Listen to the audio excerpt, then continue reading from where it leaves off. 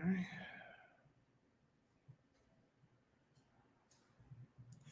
right, shalom, Israel. Y'all watching my shop with the thumb. Y'all with Shamar, thumb, Hashem, Yahweh Shah, preaching episode 1000. You die, hold it down till a 12 show General Muhammad gets here. Black man, Latino man, First Nation man, and woman. Now is the time for us to come out of the world, to come out of American society. As you can see by what the movies they putting out in the car, you know what I mean, that they are starting to show, you know what I mean, certain aspects of history that a lot of our people don't want to understand or even take heed to. Everybody's talking about that woman, that new movie called The Woman King. You know what I mean? It's going to be the topic of the night and Black Watch. Commander General Yohana and General Muhammad going to go into it. I'm going to touch on it a little bit. We got to understand, man, that Africans sold Black people into slavery. Africans sold Jews.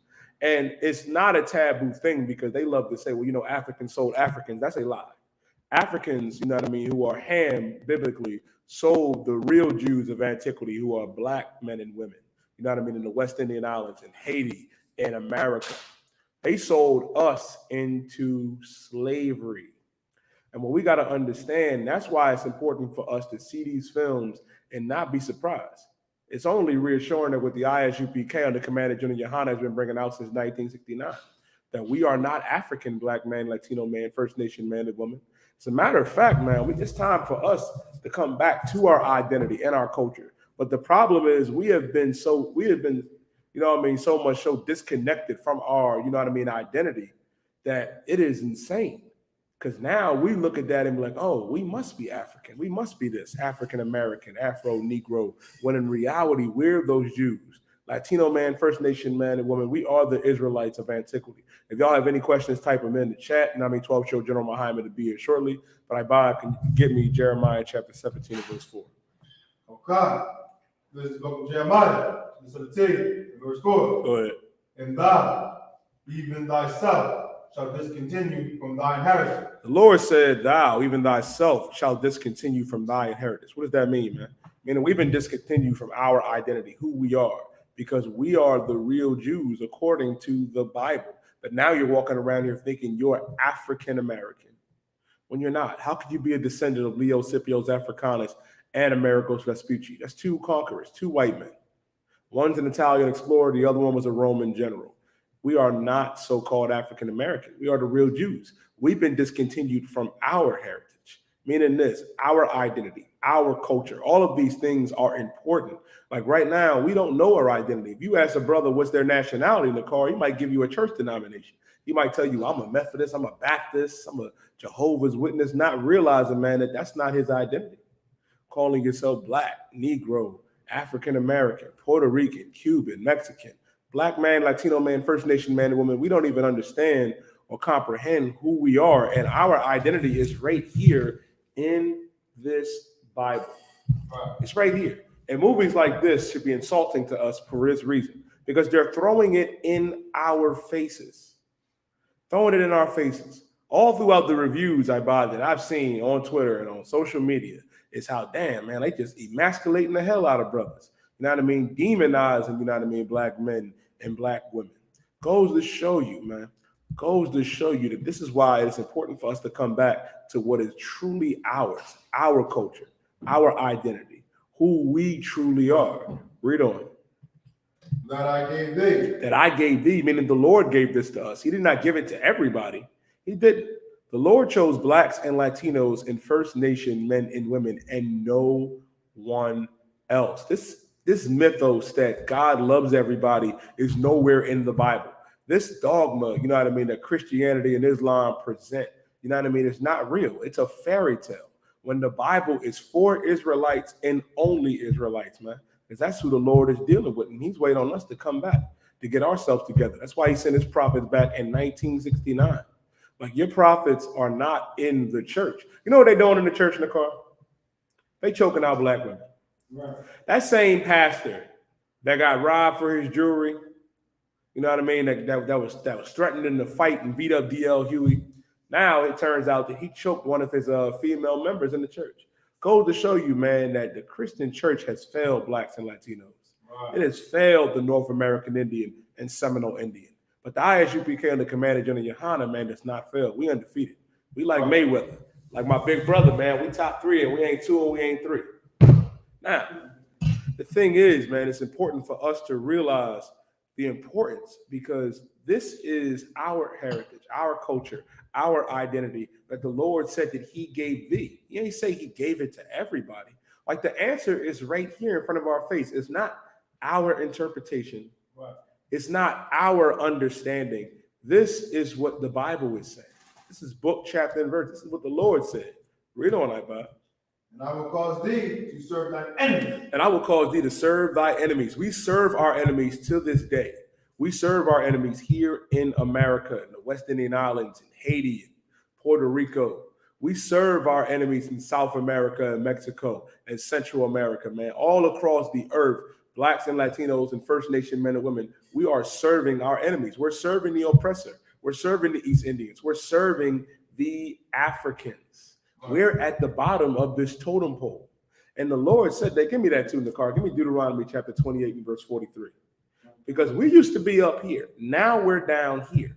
And now these other nations are up here. Now we're serving thy enemies, man. Meaning this. Who are our enemies? Who are our enemies? Our enemies are these heathen nations. Read on, Ibad. We're going to go to the car scripture. Oh God. And the land which thou knowest not. And the land which thou knowest not. We don't know this land. We don't know America. We're not indigenous to North Philly. We're not indigenous to Southwest and South Philly. We're not indigenous to New York, you know what I mean, in this country. We're from Israel, man, Zion, Jerusalem. Right. That's where we're from. That's our land. But who's in it right now? The oppressor. And now we're in the land that we don't know because we are the slaves of this land. Black man, Latino man, First Nation man and woman. And the entire earth lets us know. It lets us know. When the Ukraine is in dire need, when the Ukraine was going through all that, you know what I mean, that warfare under Pushayski, Vladimir Putin, America and everybody on the earth came out to help them. Who's helping Puerto Rico right now? Puerto Rico is being hit with another hurricane, man. They still don't even have power or damn near recovered from the last hurricane they had. And nobody helped Puerto Rico. And Puerto Rico is supposed to be a U.S. territory. Nobody helped them. Donald Trump did not help them. Joe Biden did not help them. Same thing with the Dominican Republic. You can forget about Haiti. Who helps them? Mexico City just got hit with a 7.6, you know what I mean, earthquake today, man. Like the damage has been, outstanding. They can't even get the full report out because of how much damage has been done in Mexico. Going to show you, man, that nobody gives a damn about the Lord's chosen people, Blacks, Latinos, and First Nation men and women. We serve our enemies in a land that we don't know. Now, if I could in the car, give me what you got. It's the book of Deuteronomy, chapter 28, verse 23. The stranger that is within thee. The stranger that is within thee, meaning the stranger. Who is the stranger in this context? The stranger in this context is talking about these other nations, these heathens. Read on. Shall get up above thee very high. They shall get up above thee very high. Now they're above us. Now they're the ones that are in heaven. They're the ones that own everything. Like right here in America, you could probably count how many Black-owned businesses and Latino-owned businesses there are compared, to all the businesses of the oppressor and our enemies. They're on top of the social ladder here in America. And who's at the bottom? Who's at the bottom? Take a guess. I'll tell you. We are. Latinos are at the bottom. The North American Indian, the Seminole Indian, the First Nation man and woman, we are at the bottom. Black man and woman, we are at the bottom of every society all across the earth. Read on the car. And thou shalt come down very low. And thou shalt what? Come down very low. And thou shalt come down very low. Now we've come down very low. Now we're at the bottom of society. It used to be that we were on top. It used to be that we were untouchable. Give me Jeremiah 50 and verse 6.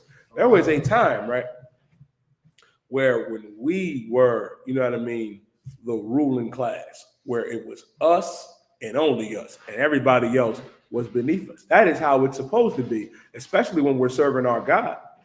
When we're serving our God, we are on top, keeping these laws, statutes, and commandments, having faith in our King, Yahweh Shah Mashiach. Nobody can do nothing to the Israelites, man, that Black and Latino man and woman.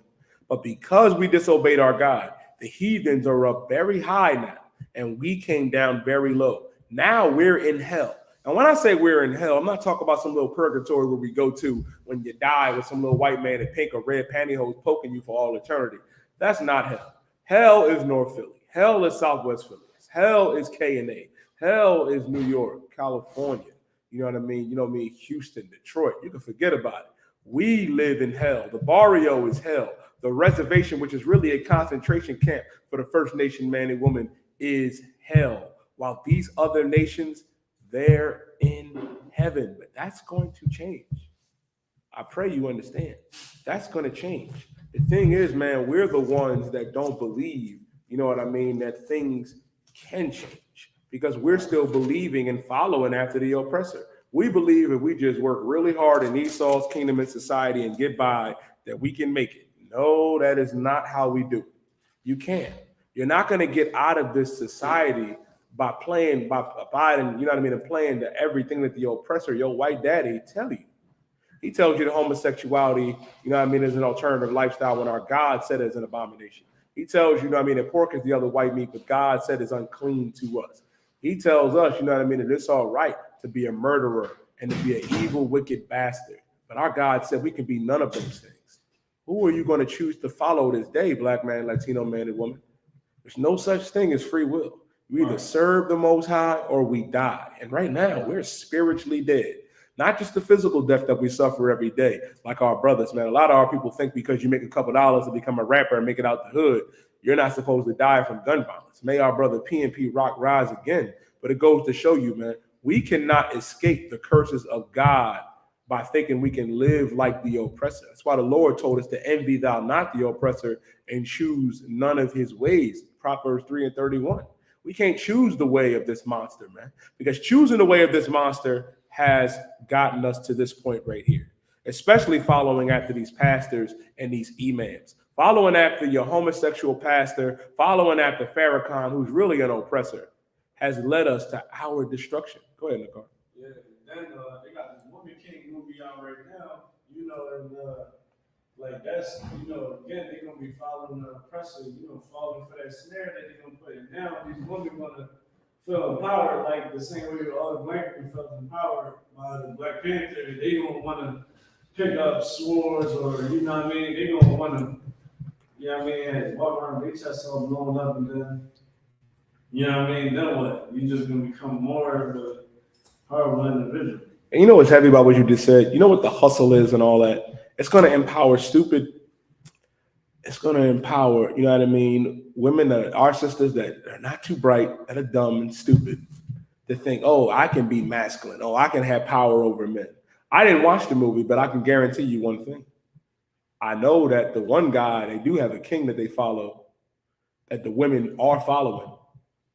And you know who gave them that power and the real one that they're following? The oppressor. It always goes back to the oppressor. He gave you this power that you think you have over the black man. He gave you this power, you know what I mean, to make it seem like that you don't have to listen to that strong man, that you could do bad all by yourself. Who else thought that way? How old is that relationship between stupid sisters listening to the oppressor versus listening to their husband and listening to the Most High? That goes all the way back to the garden, when Eve was listening to the oppressor, because the oppressor was that serpent, wasn't an actual snake that could talk, for you stupid Christians out there. Because Eve hearkened unto the oppressor, you know what I mean? It said that she was in transgression, not Adam. But Adam, being weak, following after Eve, caused us to get kicked out of our land, to get kicked out of the garden. And we've been suffering from that since then. And right now, we still going through it. Read Jeremiah chapter 50 and verse 6. Oh God. This is the book of Jeremiah, 50 and verse 6. Go ahead. My people have been lost sheep. The Lord said, my people, not everybody, not all people, my people. Not the people of the Dahomey tribe, not the people of, you know what I mean, of Nairobi or Nigeria or Ghana, not the oppressor, not the Asians or the East Indians. The Lord said, my people, who are Native American Indians, who are the Seminole Indians, who are Latinos and who are blacks. My people, read on, have been what? Have been lost sheep. Lost sheep. The Lord is equating us to sheep because sheep require a shepherd. And guess what? Christ is that shepherd. Christ is that good shepherd, man. Christ did not die so we can continue, you know what I mean, to disobey the Most High. Christ did not die so we can continue to live like these other nations and be in the Christian church and be in the Muslim mosque, man. So the Lord said, my people have been lost sheep. Read on. Their shepherds have caused them to go astray. Their shepherds have caused them to go astray. Nakar, give me John chapter 10 and verse 11. Go ahead. We keep reading that, bud. They have turned them away on the mountain. They have turned them away on the mountain, meaning we have been turned away on the mountain. What does that mean? We've been turned away from our mountain, Mount Zion, Jerusalem. We've been turned away from our land, from our identity, our culture, which the Lord gave us. Read on. They have gone from mountain to hill. From mountain to hills. The hills of what? The hills of North America. Now we've gone from our mountain, man, going from Jerusalem, and now we're in the hills. Now we're lost in America. Read on. They have forgotten their resting place. We have forgotten our resting place. And more importantly, we can't find rest in this country. We are not going to find rest under the rulership of the oppressor. The only way we are going to find rest is by coming into the Israelite School of Universal Practical Knowledge and building up Christ's kingdom. That is where your real rest is going to come, man. Right. And when Christ returns, oh, you better believe it. You better believe it. I buy in the car. I was at Daniela. It's going to be a glorious thing to behold and to see. But right now, we cannot find rest. How the hell are we going to find rest when the oppressor is murdering our brothers and sisters in the streets? When the oppressor is, you know what I mean, is not letting our Latino and Issakarite and Zabalawan brothers and sisters cross the border, but they're going to let the Ukrainians and the Arabs through. You'll let Esau and Ishmael through, but Israel you won't let through. That's why you know we're not going to find rest. You won't even get a semblance of it because the oppressor has been an overbearing monster to the children of Israel, who are us. Read on.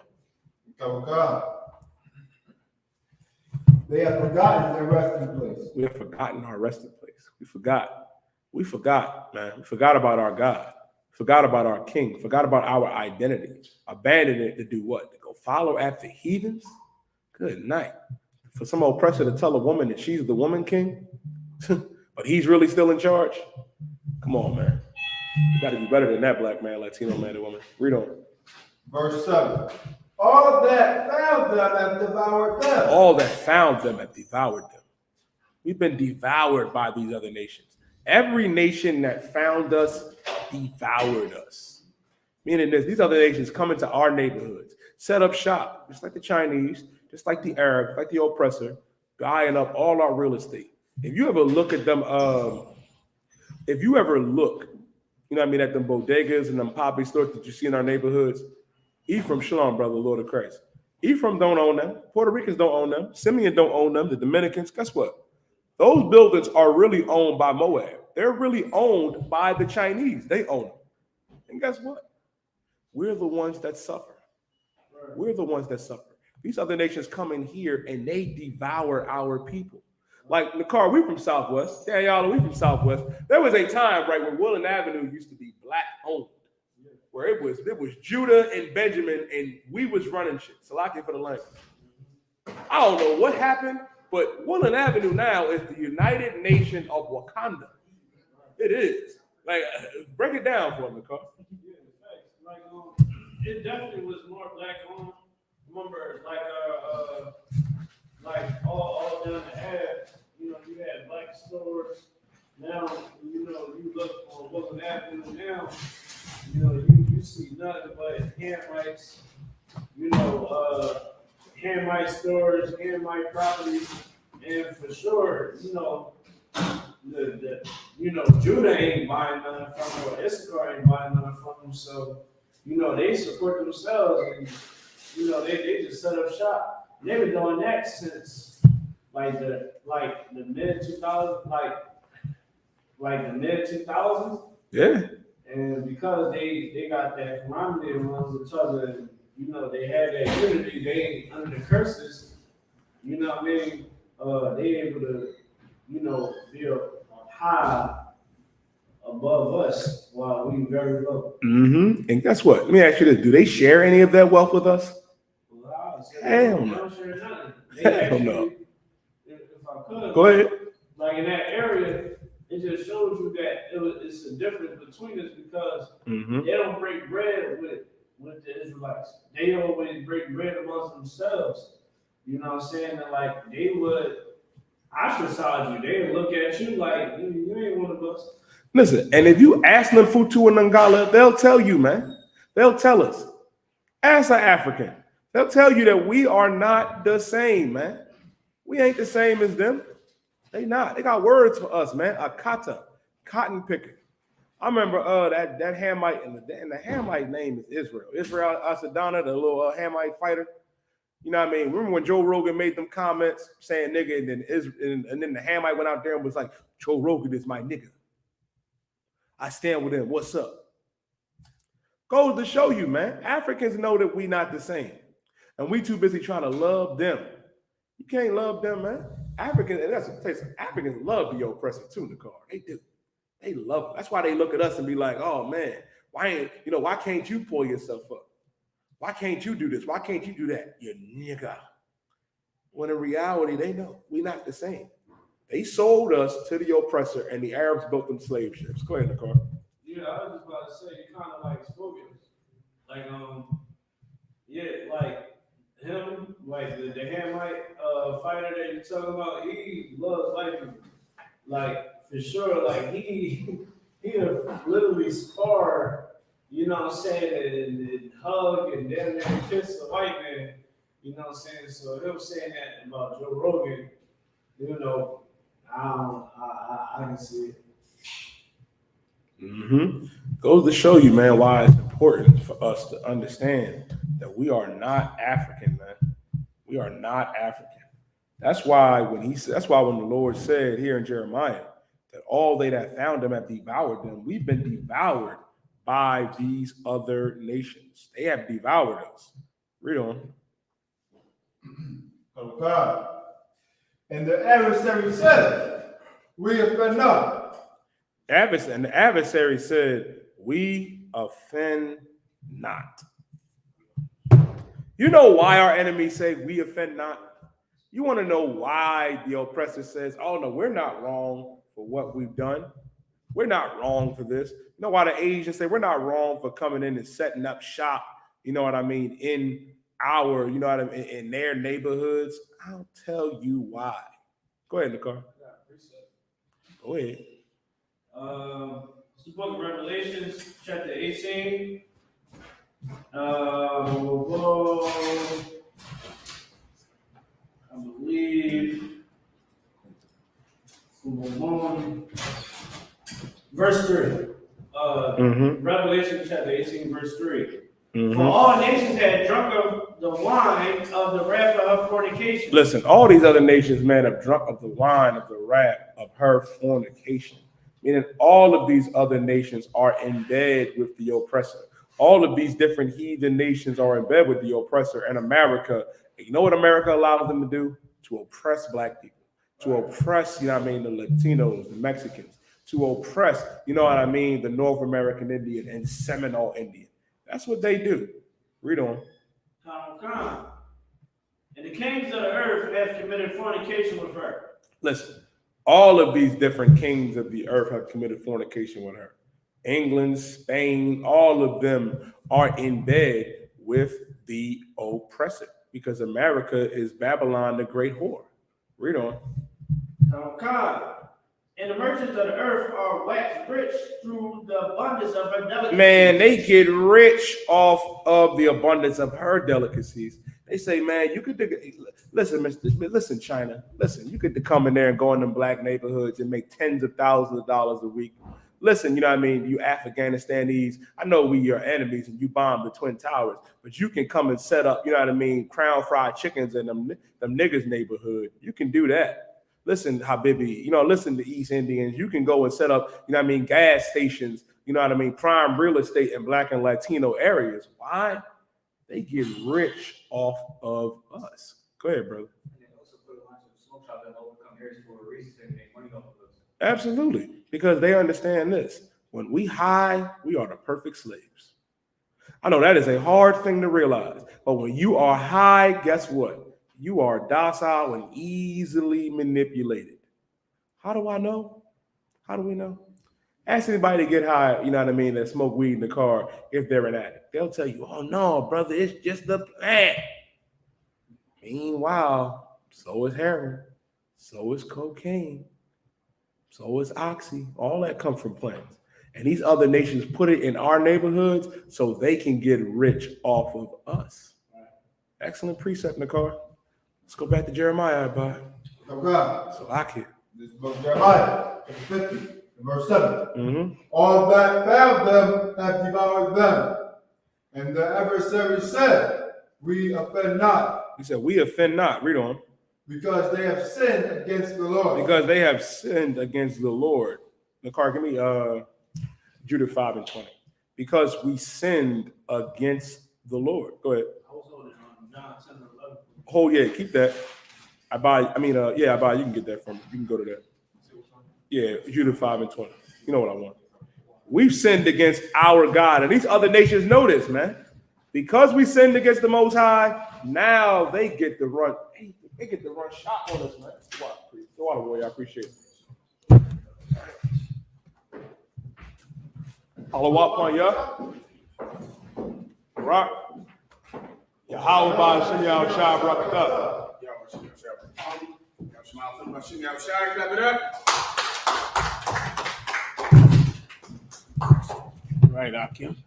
Wafian. Get it on.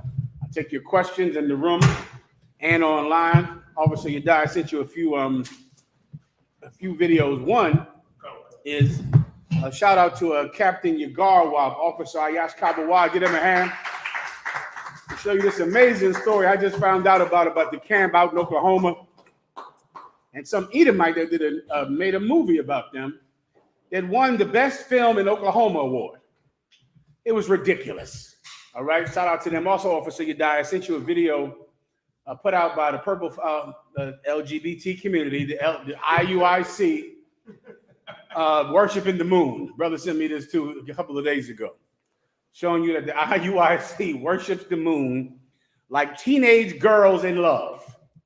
They worship the moon. I'll go into that again, all right? And show you the video on it, all right? Questions in the room or outside the room, I'll take it. Young man.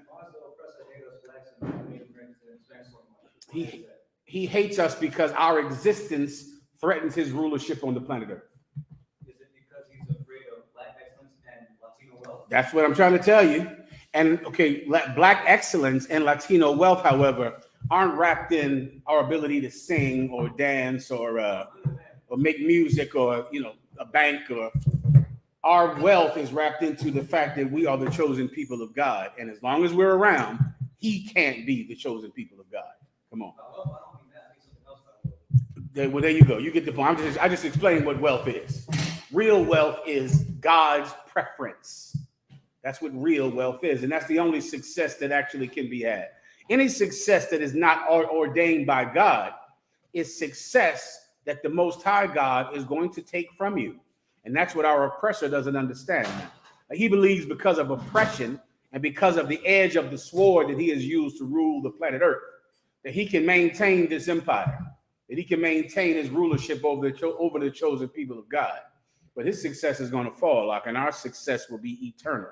So the reason that he hates us is because he wants to rule in our stead. Precept. I shall rule over the people of the north. Give me that. I shall rule over them. That's in Thessalonians. All right. Also, give me Revelations 2 and 9. Give me that. Where them that say they are Jews and are not. Also, give me Isaiah 45. It shall cleave unto the house of Jacob. All right. Also, give me, for they know, but the time is but a little short. So smell every flower, experience every pleasure. Our oppressor has to hate us, brother, if he wants to maintain his seat on this planet. Like, how in the hell can we exist and we be here knowing every day that we should be ruling the planet Earth? That we're the ones that should be in charge of the World Bank. That we're the ones that should be in charge of the crops. That we're the ones that should be in charge of every nation, their rules, their laws. And yet here we are every day threatening his power. He has to do something about us, and he's been doing something about us for a long time. Hold your point. He's been doing something about us for a long, long time. But of course, you can't hurt us because we have God's preference. So all of his devices, all of his crime will never amount to changing what God has set in motion thousands of years ago. And that's that blacks and Hispanics will rule the planet Earth one day. Read the precept. Whoever has one. Please. Revelation 2:9, sir. Mm-hmm. This book of Revelation 2, verse 9. I know thy works, the tribulation. The Lord said he knows our work. Tribulation means trouble, man. He knows all the trouble. Look at this. Look at Puerto Rico right now tonight. Our brothers in Puerto Rico, the chosen people of God, the people of Ephraim, man, and how they're suffering on that island, man, because that island has no suitable infrastructure, no leadership, no investment from America, and Puerto Ricans are American citizens. Yet and still the island that they live on is constantly squeezed of every resource by America and given no profit at all. And so now when the hurricane season comes, and the hurricanes come every year at the same time of the year, the place is washed away every damn year. Hold your point, brother. Washed away every year. Everybody gets the point, all right? Go ahead. Please read it. Oh God. And I know thy works and thy tribulation. Go ahead. And poverty. And what? Poverty. And what? Poverty. And poverty. He knows that we're poor, man. Look at all the 12 tribes, Venezuela, man. Look at our brothers in Brazil, the tribe of Asher, man. Hellholes. People, lands that should be, wonderful places to live because there's fruit dropping off the trees. The weather is heavenly. The beaches, the swimming, the whole place is outstanding. But instead, to live there is an utter living hell because they're poor there, because they suffer there, because they owe the World Bank so much money that they can never pay back. And the interest increase every day. Please.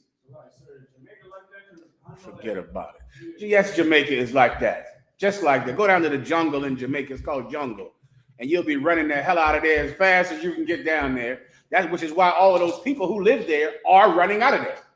What do you think those people are coming across the border for? Immigrants coming over here every day and risk going to jail and just stay here. They rather just be illegal immigrants in New York than to go back to their home. You understand? That's their home. Now imagine what you would do to leave your home.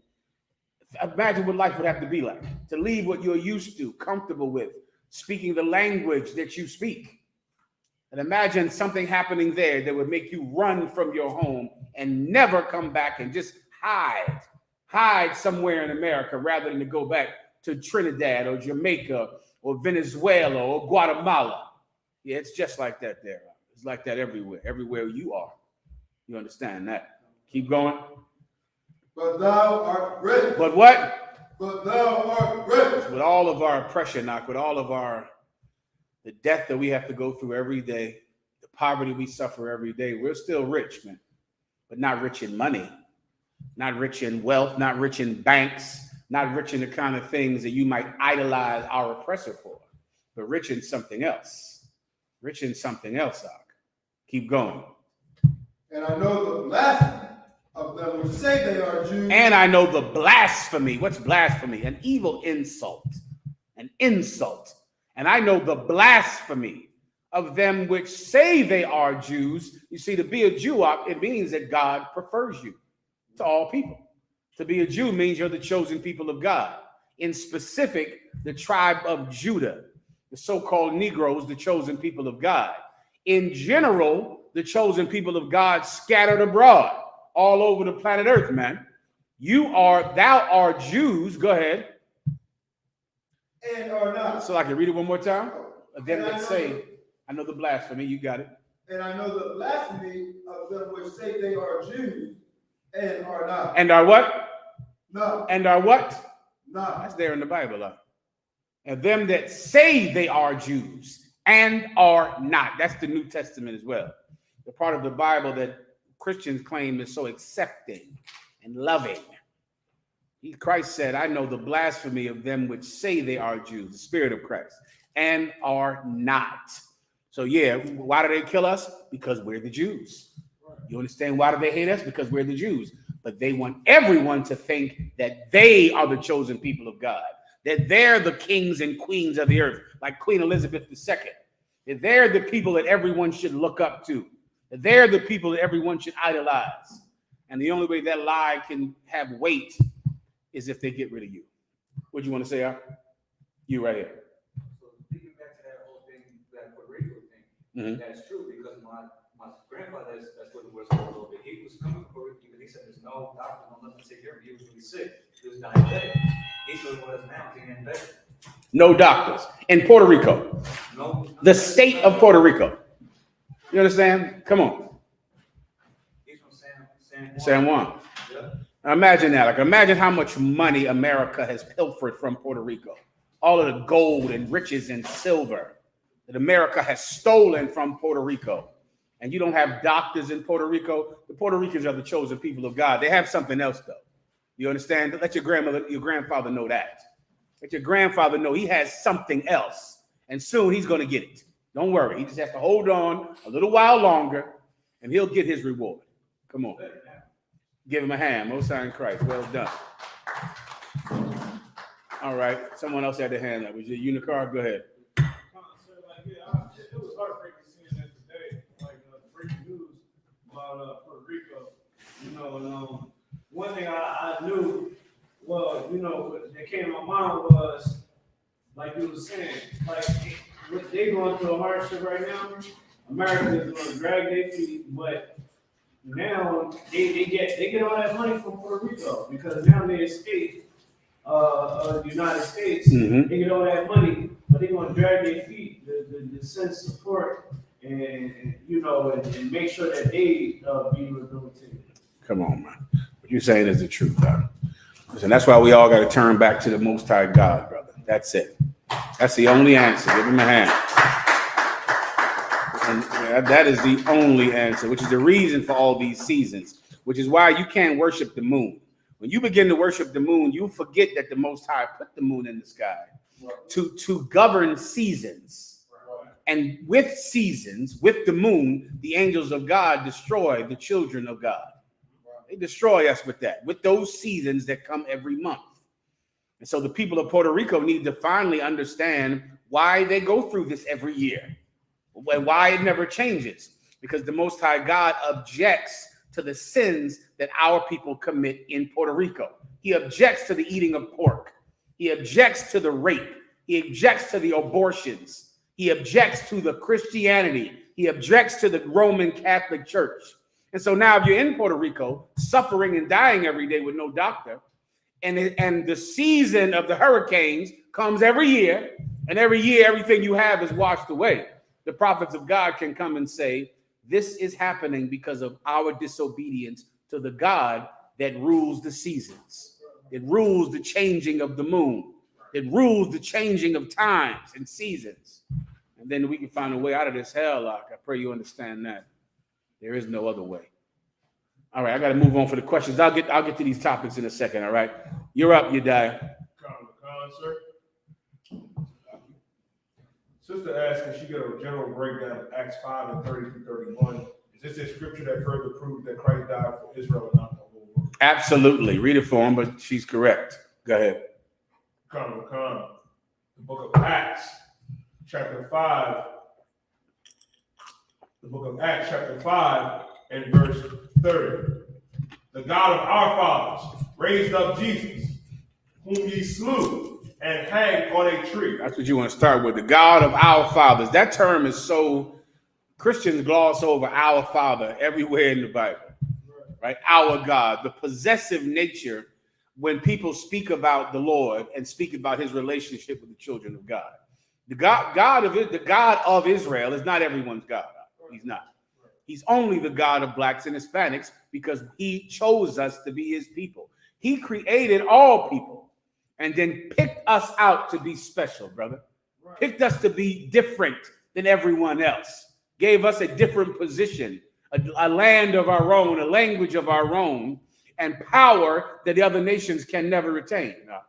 He picked us and chose us. He's our God, the God of our fathers. Go ahead. Raised up Jesus. He raised up Jesus, the God of Abraham, Isaac, and Jacob.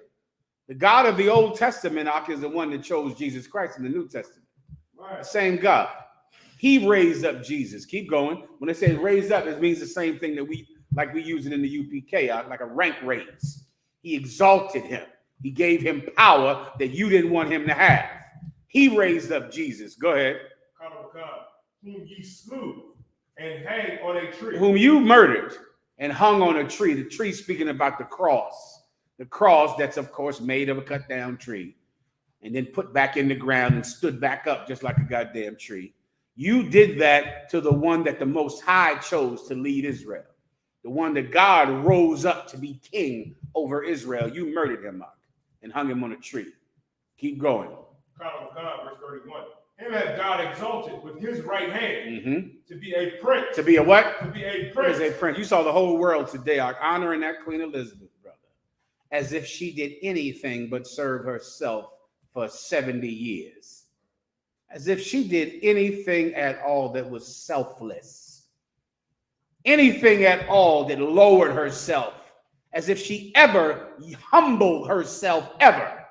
Meanwhile, our King was the king over the nation of Israel, brother, homeless. Christ said, the foxes have holes, the birds have nests, but the Son of Man hath no dwelling place. That's what our King did while he was chosen by God to be king at the same time. And going out and healing people and feeding people, the same people that gave him over to be murdered and hung on a tree. What did Queen Elizabeth ever do to deserve to be exalted so much in death when her entire life was exalting herself? Her entire life was receiving honor and exaltation, and in death, she gets it one more time. Meanwhile, our King gets nothing at all, not even your loyalty, which you owe him. Continue. Come. And a savior. And a what? And a savior. A prince and a savior. What does that mean, savior? He is how your life is going to be saved. You don't get saved without him. Think about a fireman running into your home when your home is burning down, throwing you on his shoulders and carrying you out the house, putting his own life in danger to rescue you from a burning building. Think about drowning at the beach, and someone goes and jumps in the same water that's drowning you. But they jump in that water to rescue you so that you don't lose your life. That's what Christ did. His true name is Yahushua, the King of Israel. He saved us from a desperate and dire situation that most of us are living in right now. You're living in it right now, and he gave his life to deliver you from that. You can't obey him. You can't go to camp. You can't do that. You can't honor your oath that you made in the truth. You can't go to Hebrew Academy. You can't give up cigarettes for him. You can't give up whores for him. Maybe you're not worthy, Ark. Maybe there's a lot of things you're not worthy for.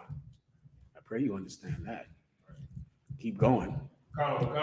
Or to give repentance to Israel. To who? To Israel. What is repentance first? Repentance is the greatest thing on the planet Earth. That's a second chance. That's a second chance, and there is nothing greater than that. A second chance to be able to change your mind.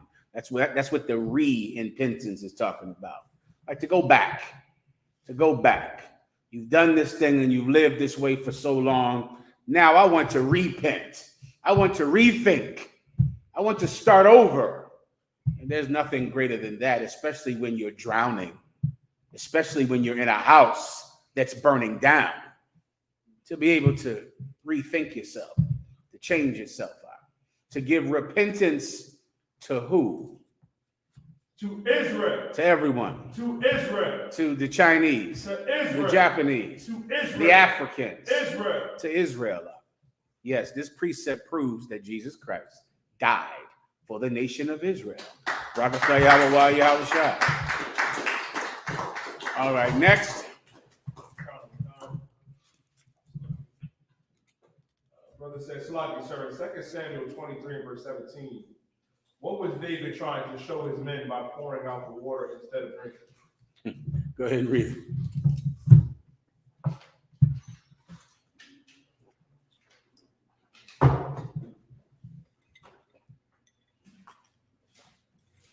Second Samuel chapter 23 and verse 17. And he said, "Be it far from me, O Lord, that I should do this. Is not this the blood of the men that went in jeopardy of their lives?" Give everyone a little context. Just skip up whenever you believe they have enough context to understand what's happening right here. And make sure they can hear me online. Like I forgot about the damn microphone.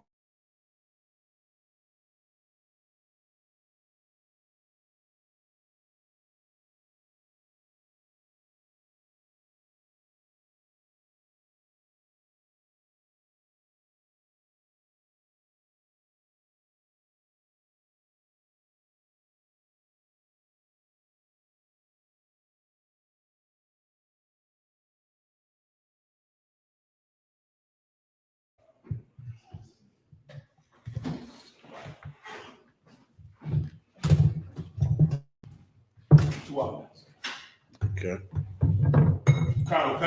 Second Samuel chapter 23 and verse 14. And David, I just remembered again. Another thing I have to go into tonight is the Dahomey tribe. The African tribe, I think it's West African, but you can double check. The West African Dahomey tribe, that's the tribe that fictional movie, The Woman King, is based on. That's the #1 movie in the box office. While the entire earth is mourning an actual woman ruler who was a queen for 70 years and ruled the entire planet damn near, they're mourning her and she was a queen. But black people, we get the woman king. You know what the woman king is? The woman king is a baby's mother who says, "I'm the mama and the daddy." That's the woman king. Like instead of being the best mother she could be, or even in the case of the heathens, the best queen she could be, like Queen Elizabeth II, who had an empire that was stretched across the earth like the sun in the sky. She's a queen. But black people, you got a black woman who's the mama and the daddy. You got a mama daddy or a woman daddy. That's what you have. We'll go over that tonight as well. All right. Yediah. Come. 2 Samuel chapter 23 and verse 14. And David was then in a hold, and the garrison of the Philistines was then in Bethel. That's what you got to put this in your brain. This is when David was going toe to toe with the Philistines all the time, out there on his own. King Saul hated him at that time, was trying to kill him, so he's on the run. But the places that he's dwelling in are on the border between Philistia and Israel. And so he's fighting the Moabites, who are also around there, the Edomites, who are also around there, and the Philistines, who are around there, which are so-called African people, a tribe of Africans. And so he's fighting to live there because he's living in border areas. And he's fighting day and night. He had about 600 cats with him up. And they're rocking and rolling, getting it on with them Philistines out as much as they can every day. Keep going. And David longed and said, "Oh, that one would give me drink of the water of the well of Bethel, which is by the gate." So now he's out in a war. Okay, let me try. I kind of describe this to you. He's in a war and he's homesick because he's not at home. Why isn't he at home? Because he's on the run from King Saul. Right. So he has to stay in this dangerous area because he can't go deeper into Israel because then King Saul will kill him. So he has to stay in the border of Israel. Why? Because he can kill the Philistines in defense of his life, but he can't kill the Lord's anointed king. So he doesn't want to fight King Saul. So he stays in these terrible places, him and his son, 600 men. And he sits down and says, "Man, if I could just drink from the well in Bethel, like if I could just leave this terrible fight that I'm in, if I could just go home and drink from the well in Bethel, like I'd do anything for that right now." Now, those of you who have been in terrible situations, some of you might have been on the run before, running from warrants and running from the police and running from everything, and you just think to yourself, you know, I wish I could be home. A lot of you, maybe not now, but later on, you'll miss the world. You'll miss Christmas dinner. You'll miss your daughter who you're not allowed to see anymore because your baby's mother said, as long as you're in that cult, I'm not letting you see your child. You'll miss your son. You'll miss your mom. You'll miss your friends you grew up with who you don't go around anymore because they all get high. And you wish you could be friends with them, but they look at you like you're crazy and they don't want anything to do with you. Your wife wants nothing to do with you, hold your point. And you will miss them and wish the battle that you're in could be over and you could just be back home again. All right, put your mind there to understand this. Keep going. And the three mighty men break through the host of the Philistines and drew out water of the well of Bethlehem that was by the gate and took it. David's three mighty men, I believe it was Benaniah. I forget their two names. His three mighty men, you can look those up. Those are his three top men that he had under them. One of them was Benaniah. I forget the other two names, the brothers. David said he wanted to drink out of this well, and this is a very UPK thing. Okay, David is sitting back thinking about, you know, how much he wishes he could drink from this well. And his three top men hear that, brother, and they break through the line of the Philistines and go get that water from that well. Now, this is a very UPK thing here. This is hard for me to even describe. If you're some purple homosexual, you won't know what I'm talking about, right? But if Commanding General Yohana wanted water that was in a war zone, I would get the water. You understand? I would go get it.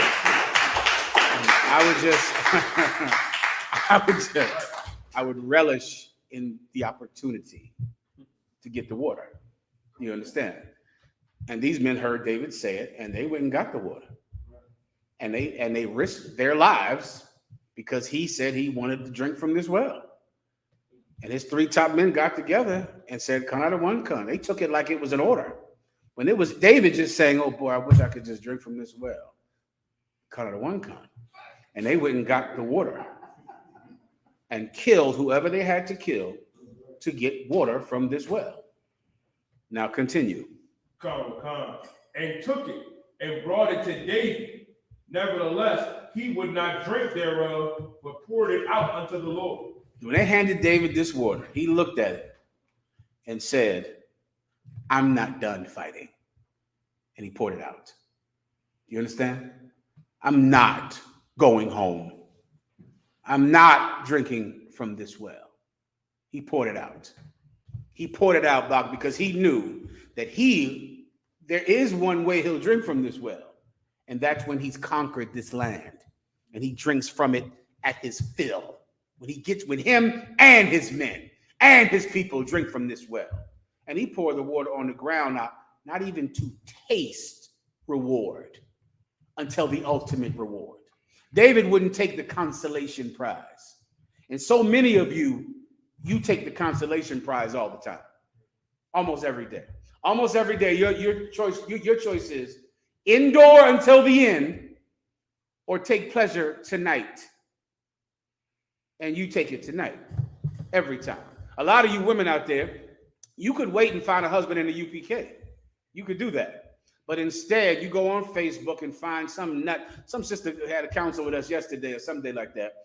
And I wish I had this fake Israelite's name. I don't even remember his name, but it was some name or some piece of garbage with tassels on the end of his t-shirt. And he contacts her and says, "Sister, the UPK, they treat you so evil. We'll treat you like a black queen." What's his name? Since the woman king came out today. He called her a queen. Let me get his name real fast. Oh, it was in the council. I'm gonna have it. One of the generals, give me the cat's name in Texas. I think he was in Texas, who said, "We would treat you like a black queen, sister. We would never treat you the way the UPK treats you." That's what a ton of these homos are telling your wife. If you have a rebellious wife or some wife in the school who's rebelling against you because you have more than one wife, there's some fake Israelite that's telling her, "We would treat you like a black queen. We would never do that to you." And that dumb bitch believes every lie that goes in her ear. There's nothing in her head. So whatever you put in her ear fills up her empty ass head. Because a dumb bitch doesn't know a lie from the truth. She can't tell the difference. So she's lied to, called the queen, and it fills her head up. And you know what? She'll take the consolation.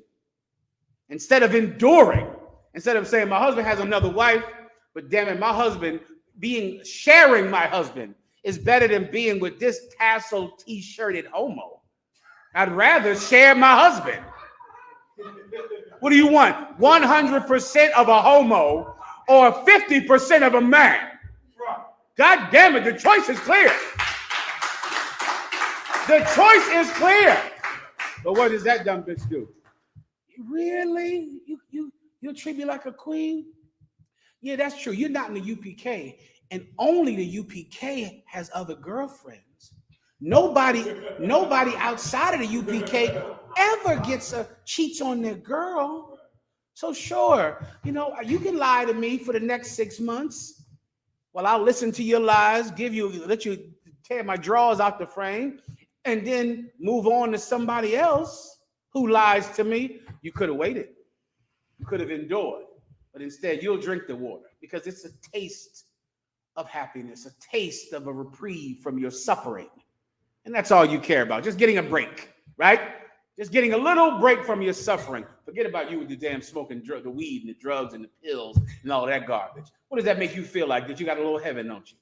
Is that what you feel? Huh? When you're doing pills and smoking weed, you're getting a little heaven, right? You could get the real thing. You could rule the planet Earth. And you could have every field, every horse, every lamb, every tree. But instead, you get a little heaven tonight because you got to smoke weed. You got to pop a perk 30. You got to do that. And you take the consolation prize. David knew when he was fantasizing about this well. He knew it, and he poured it out.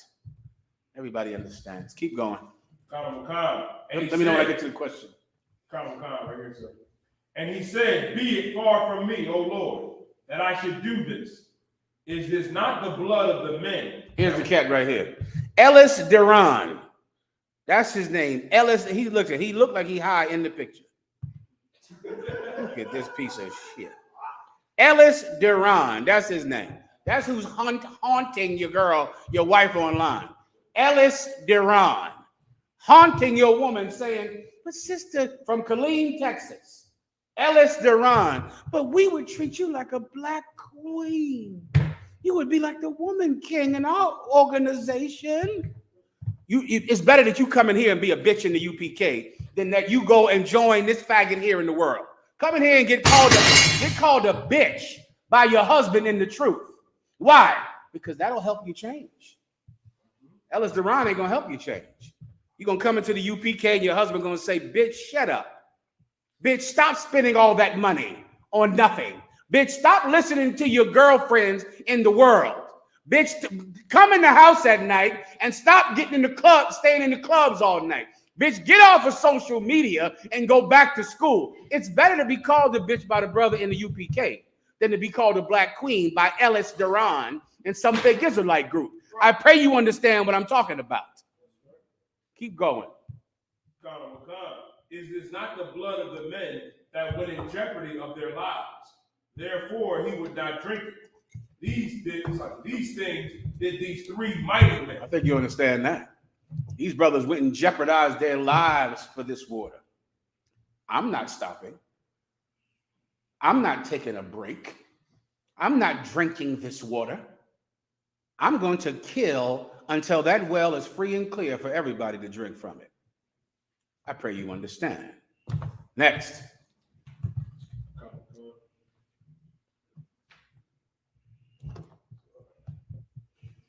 Brothers and shalom, sir, go to Christ. I got a breakdown on what an elder is according to the Bible. Most Christians say an elder is based on your age and knowledge of the word. Yeah, elder can be, if you're in the world, it can be whatever, You can be elder in the Masonic Masons or whatever the hell they are. You can be an elder in this, an elder in that. You can be a senior, which is the same term. If you're a senior in high school or a senior in college, It's similar to senior citizen, right? It just means you've been doing this thing a long time. So by definition, it is true. An elder could be a person who is very old, right? The Lord said to honor the hoary head. The hoary head is a gray beard or gray hair. And you should honor him because he is an elder. He's lived a long time and he needs your assistance. And so the fact that he lived so long and has a beard so gray and a head so gray, you should honor him by helping him, right? Giving him your strength, right? You want to honor him. He's an elder. Also, an elder is someone who has been doing a particular job for so long that you should honor him because he's been doing that job for so long. Everybody understands, all right? Next, it's where a senior comes from, which is senior citizen. It's the same thing, all right, in the so-called Spanish. Next. Come. A brother wanted to break down a general breakdown of Isaiah chapter 3 and verse 24. Mm-hmm. What is the burning instead of beauty part mean? All right, go ahead and read it.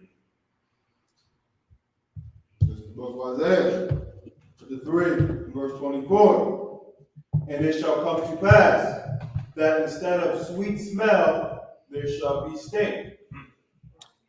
I'll break that down for you. That's right on topic. In the car. Oh no, this I don't know when I first read this. It let me get a glimpse of how good we had it and how bad it got. Oh yeah. That's true. That's a fact. What verse are we in? Isaiah chapter 3 and verse 24. All right, go ahead. Also, give me who is this? The foot of her ground would not suffer to be put upon the ground. Is that right here? That's the precept for this. All right. Let me go to Deuteronomy first, and then I'll break this one down for you. Okay. All right. Go ahead.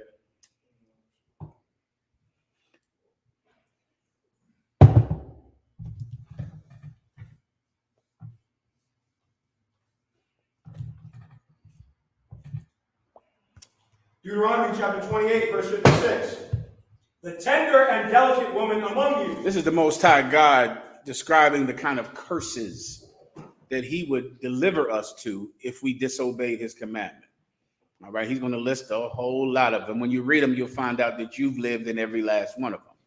All right, and here's one in particular right now. Read it from the top. Deuteronomy chapter 28, verse 56. The tender and delicate woman among you. The tender and delicate woman among you. What is a tender and delicate woman? Someone, look, God damn it. I was about to ask for Alexa. Is she here? Alexa, what does the term tender mean when it comes to women? This might answer your question. As an adjective, tender is usually defined as soft or delicate in substance, not hard or tough. As a verb, tender is usually defined as to make tender. For more. That's all I need, Alexa. Stop. Alexa, stop. You know, not hard, soft. Ooh, geez, soft. That's some old sweet, tender thing. Do y'all still say that? Okay. Give yourselves a hand then. I didn't know the young men said that word. You go, oh, this is a tender thing here. This is just a good girl. That's all she is, brother, is just a good girl. That's a sister that's tender, right? She's soft. She's not an old hard boot like your wife. A hard-ass boot.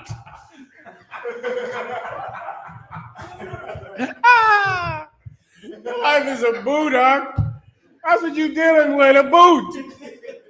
You need another woman. You can keep the boot and the tender one. I mean, you know, a lot of this world, Doc, they don't value sweetness, which is why you have a woman king. You think that's a good thing? Like you think having a woman king is good? Well, is having a woman who's the daddy, is that good? You do understand, if you got a woman king, you realize that means that you don't have a man around. You have no strong men. And this woman is so hard. She's too hard to be a queen. You know how hard that is? Queen Elizabeth I, brother, was a military leader. You understand? She wasn't just somebody sitting on the crown like Queen Elizabeth II. She was a military leader who conquered Spain. and conquered France and was the commander-in-chief of the military. She too soft for the woman queen. She's still a queen. You got to be a king, which means you can't be a woman at all. That's how hard you are. A queen is just still too much like a woman. You got to be a man. Well, that's what this world does to blacks and Hispanics, man. You just can't even be a woman anymore. But there was a time when you were sweet, a good girl, and tender, delicate. What does it say then? Delicate. That's another word. Alexa, what does delicate mean? I missed something. Alexa, what does delicate mean? As an adjective, delicate is usually defined as fine in texture, quality, construction, etc. As a noun, delicate is usually defined as a choice food, delicacy. More, She said, you heard the first word she says what delicate means. Fine. Fine. Come on now. Fine. I'll ask her again. Alexa, what does delicate mean? As an adjective, delicate is usually defined as fine in texture. You hear that? Fine in texture. This broad. Man, she's just, Alexa, stop. I mean, she is just sweet like candy. Peaches and delicate, Doc. I mean, just so fine, so special. She's not some slut selling her feet online, like a lot of you trying to do out there. I heard about that. Selling your goddamn feet. You're selling your feet online. You're not fine then because you're online as a prostitute. You're online with your breasts on the internet. You're not fine then. You're not special, rare. Come on. Delicacy is a delicacy because you can't just get it anywhere. It's Give not him, for everybody. give him a hand. By definition. Listen, that's why it's a delicacy, because you can't get it. It's too expensive. It's too rare. Everyone can't have it. It's a delicacy. Very rare. Give him a hand. Meanwhile, what's your wife? A dime a dozen boot. She's just any hoe. She's just any whore.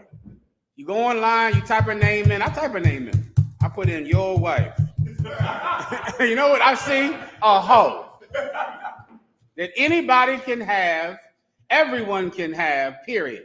And then she's so bold, she won't even put she's married on the damn post. She won't even put married. Your bitch puts complicated. What is so complicated about it? What is it, like geometry? Is it algebra? Come on. It's an entanglement, right? It's so damn complicated. You need a damn algorithm to understand who's effing the woman. You don't. Right? You don't. You want to be something better than that, right? There was a time when our women were better than that. They were sweet like peaches. Fine, hard to obtain, difficult to see, to be around. That was our women. The Lord prophesied a time when the tender and delicate women among you, go ahead, which would not adventure to set the sole of her foot upon the ground for delicateness. Read that part one more time. Which would not adventure to set the sole of her foot upon the ground for delicateness. The kind of woman that would not adventure. You know what the term adventure means? It's like she wouldn't even risk putting the soles of her feet on the ground because she was so delicate. You brothers that don't know women, let me tell you one thing about women. Women are constantly having a problem with those feet. All the time. All the time, man. Those feet are driving women out of their goddamn mind. We're trying to walk on them, wear shoes. It's always a problem with the ankles and the toes and the feet. And you don't know why. This scripture is telling you why. Because the woman is not even supposed to be putting them on the ground. You understand? She's not even supposed to be doing that. But she out here Uber driving and working in Walmart and working in this place and hustling and moving and coming home at night. And the white man will sell you a whole bathtub with a motor in it. so she can put her feet in the motor to try to do something about this corns and bunions and foot problem, because those feet are really too soft to be ripping and running every goddamn where. Dr. Scholl's making a killing, sir. Dr. Scholl's, Barra. If I could, so if I can add, the term virtuous woman, the word kayal means pain.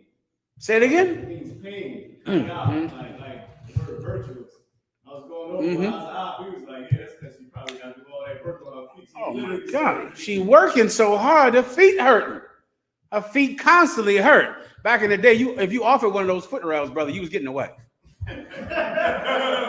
I'm just telling you, and I'm not advocating it today. But you will marry a lot of women you regret marrying.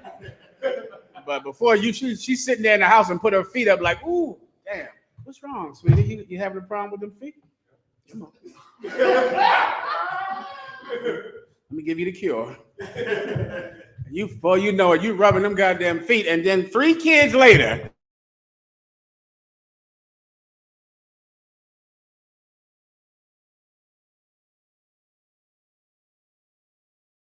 working hard and all of that hard work out, it's just ruining the damn woman's feet. She don't want to adventure to put them on the ground. Get out there and work with them. She's soft. She's delicate. And like in the virtuous woman scripture, a hard-working woman who's willing to hazard her feet for her family deserves praise. She deserves praise, because she is hazarding to put her feet on the ground for her husband's sake and for her children's sake. And according to Proverbs, praise her. You understand? The woman who would not adventure to put her feet upon the ground for delicateness, keep going. And tenderness. And tenderness, go ahead. Her eyes shall be evil toward the husband of her bosom. Here's the curse. Now her eye is evil toward the husband of her bosom. Now she hates him. This woman couldn't even walk on the ground. She was so sweet. Now look at her, rough and tough and in court lying on you. Now that's where she's at now. That's her now. Before, the woman would just not even talk, not even want to smile around anybody, hide her face. So nobody will see her smile. She's just so sweet and delicate. She can't even get in a damn argument without busting out in tears because she's so sweet and tender. Now she's in.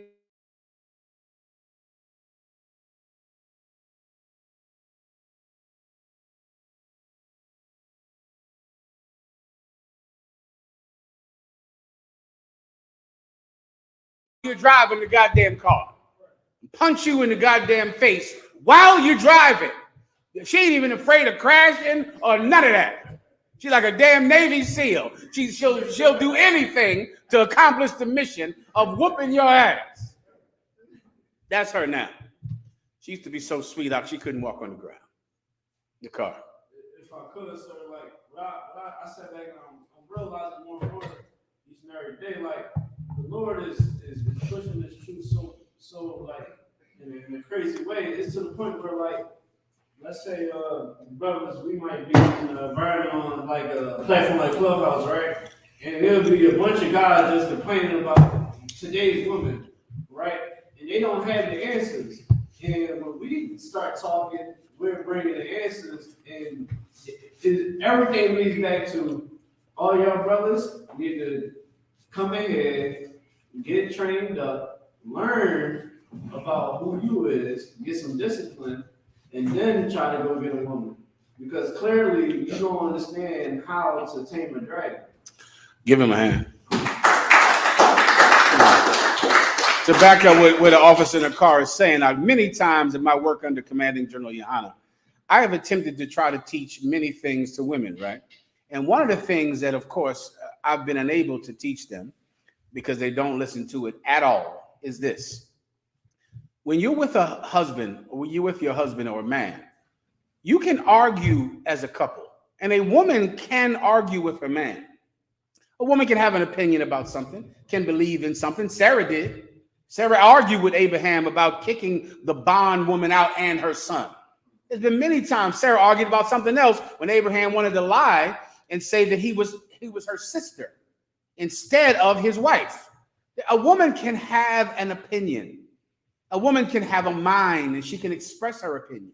But here's the problem with women today and women who disobey femininity. You cannot, in the argument, remind your husband of a man. You cannot argue like a man.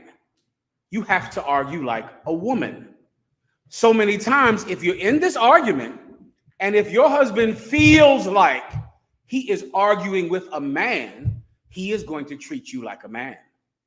And that is dangerous. You understand? That's a dangerous thing for a woman to do.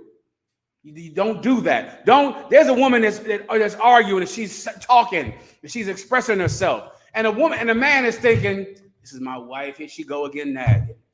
Here she go again, she wants this. This is really important to her. And then there's a woman that says, nigga, didn't I tell you don't do this? Don't disrespect me. How many times have I told dummies to stop saying, he don't respect me, you don't respect me, you don't respect me? You know, your husband has heard that before. You understand? Black and Hispanic men kill each other over respect. It's our culture. We kill each other. It doesn't have to be about money or riches. We'll kill each other over stepping on my toe. You understand? And someone's going to die. We'll kill each other over a hard look in the eye. We're going to kill each other over that because we have to fight for respect. So if you're in your house and this little woman is now, didn't I tell you stop touching my shit? When you coming in here this late at night? Nigga, what you gonna do? Well, I mean, he'll forget you're a woman. That's what he's gonna do. He'll forget. He'll forget you're a woman. Why don't you, instead of being a woman king, why don't you have a mind and express yourself like a woman would? Not like a nigga on the street corner or somebody he fights with in jail, because he will forget. He will look at you, and now guess what he's fighting for now? Now this fight is not about the TV remote. Now it's not about the temperature in the house. Now it's not about the car, which, you know, forget about that car. That car, she loaned you that car. You her bitch now because you got the car. Nigga, where my car at? You better bring that car back here like you said. Oh, man, before you know it, I mean, he forgets that you're a woman, and now he has to fight for his respect. You can be a woman. Your problem is you can't be a man. That's your problem. And let me tell you something else. You shouldn't want to be. It's, you know, it's no great thing to be a man. It's not like, you know, if you're a man, then of course you do have to be the physically stronger one. You understand? That's what that would mean. You got to be the physically stronger one. Come on. And be prepared to engage in violence. You look at And you, pronghorn rams don't have horns for no reason, sir. yeah, give him a hand.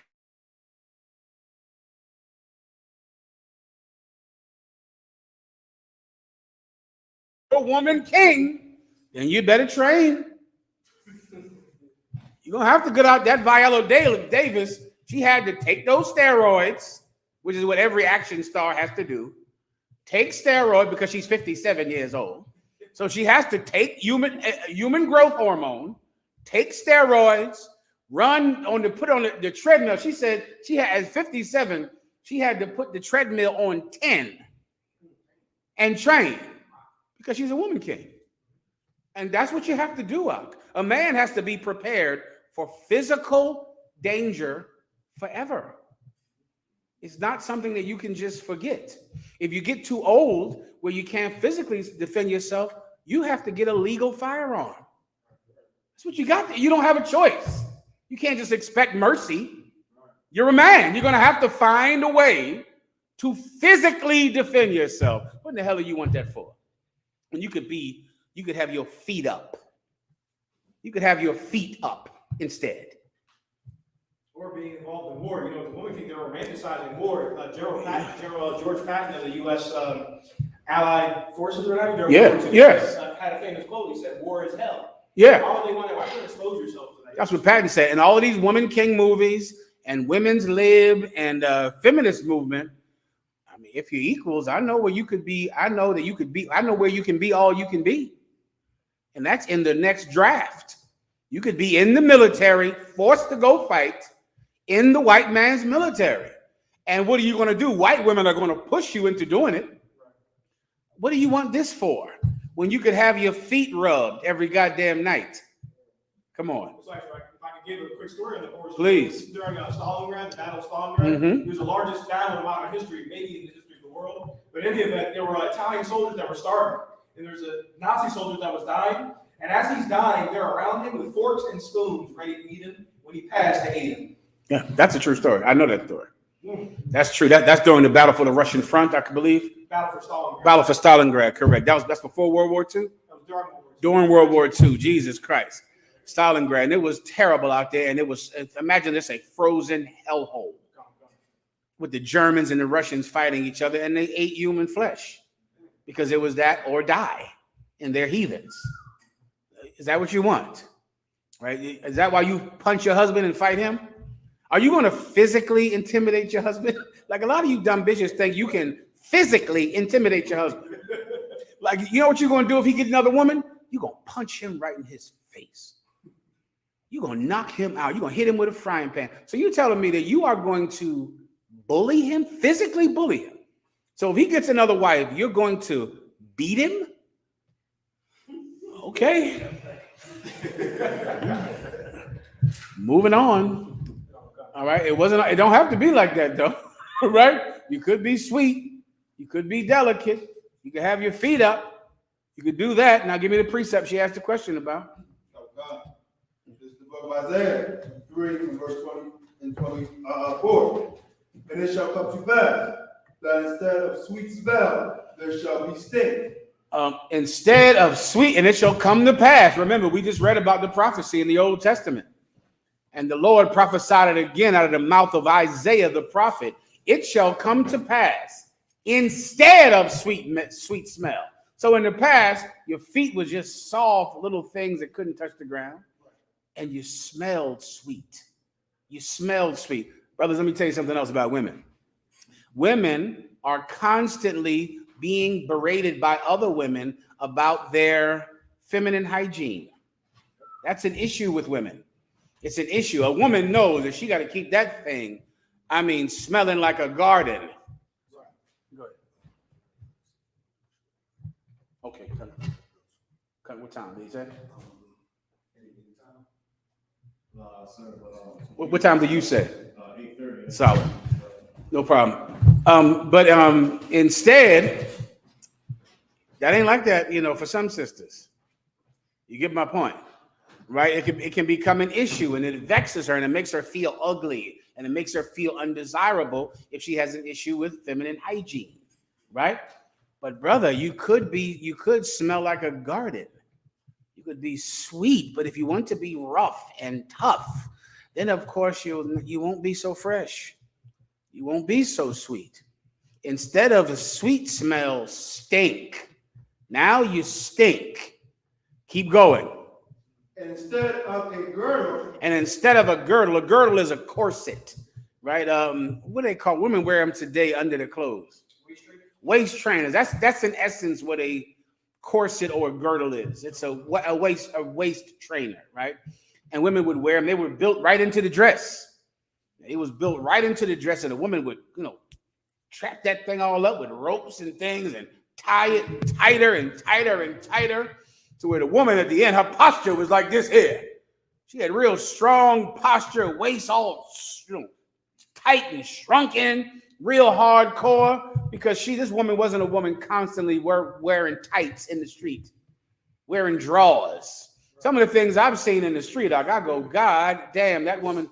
Brother, we were in Atlanta and a woman was just straight up naked. Now, who thinks I'm exaggerating? Let me help you. Let me help you. I know you think when I say naked, I mean dressed scandalously or, dressed with almost nothing on. No, that's not what I'm talking about. I'm talking naked. Downtown Atlanta, Georgia. I said, well, God damn. I had to pull Joe Mayak back in the car. That's a joke. That is a joke. General Mayak turned his head and didn't even look at it. He ain't even one. He said, what's that over there? I said, Mayak, you gotta see this shit. That is also a joke. We both turned our head. I'm driving. I still kept my head turned.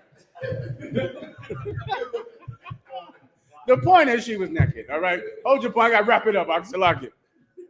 Instead of a girdle, go ahead. A rent, meaning now, literally, her jeans are ripped up in pieces and you can see her thighs. Like literally, her clothes are ripped, which is what rent means. Literally, that's what she wears now. Just ripped up jeans. Just ripped up shorts where her thighs and tail are out.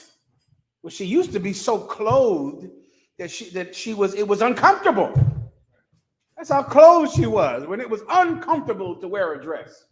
Now there's rips all in her pants and jeans and shirt, and her breasts are out.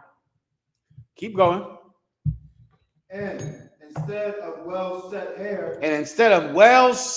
Forget you know how a woman is about her hair, brothers. Oh, that's important now. You know, she's a woman. It's supposed to be important to her. Her feminine hygiene is supposed to be important. Her clothing, you know, dressing like a woman that's dignified and beautiful. The IUIC, do you know they don't let their women wear pants at all? They don't. I think they don't let them wear makeup. Am I thinking about the Geno Jennings? One of them does not let women wear makeup, and that is just, you know, you don't understand women. Then you don't want them to be women. You want them to be men. So now her and I don't have makeup on. She's a woman. She's supposed to be able to beautify herself and decorate herself because she's a woman. She's not a man. But now, you know, just ripped up tights in the middle of a nightclub with her tail out and her breast out. And instead of well set hair, keep going. Baldness. Say it again. Baldness. Spell it. BALDNESS. Baldness. This is why women are spending so much money buying hair from the East Indians. Go do the research on that and how that's a whole industry in India. I got to roll up. Put your hand down 1 second. Put your hand down. Put your hand down. You got to wait. I got to end the class and start with Commander General Yohana, all right? We'll do it next week, all right? You get the point. Now she's bald-headed. She's bald-headed. Why? Because of her disobedience to God, because she doesn't like being a woman anyway. She wants to be a woman king, and women kings don't need hair. Right. Everybody understands. With that, pass the class over to Priest Officer Daniela.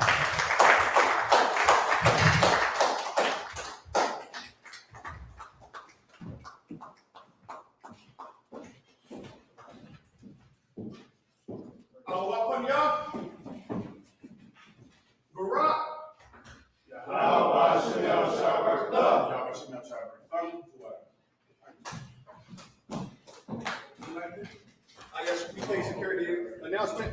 We at ISUPK started out of 1 West, 125th Street, Harlem, New York, under Commander General Yohana. Rule for new brother and sister. When a new brother and sister comes into the school, they are off limits for 6 months. They have to be saluted only. They are here to shepherd the sons of the world. If they need transportation, the teacher will arrange it.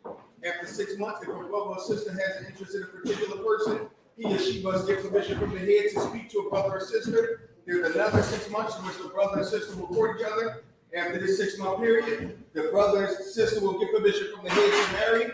Tithes, which is a commandment, Numbers chapter 18, verse 21. Malachi chapter 3, verse 8 to 10. Means tip in Hebrew, Ma'asharah. 10% of every penny of any increase the Lord give you, give to the Treasury Department. Priest one, free will offering for priests, not mandatory. Whatever amount you like, up and coming holy convocation would be memorial blowing of the trumpet, which would be this Sunday, September 25th. If any brother wants to be a trooper in the school, start to wear all black. Black boots, shirt, pants, headband, or a scarf. And with that, I imagine, which means stand. Men of Israel, we're going to give one courtesy salute. Men of Israel, Madam Shabbat, I imagine, Barak, Yahweh, Yahweh, class dismissed.